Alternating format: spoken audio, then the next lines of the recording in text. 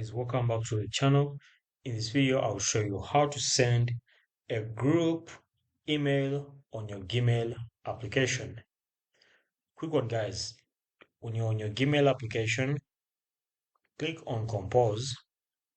Now over here, go ahead and type in to whom you want to send the first or the email.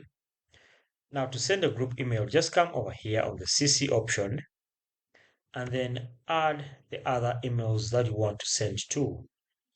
And see, after that, go ahead and put in your subject, and then here you can go ahead and type in the message. And if you want to attach something, you can go ahead and tap on this attach file and then choose whatever you want to attach, then click on send, and you'll have sent a group email. Thanks for watching, guys. We shall meet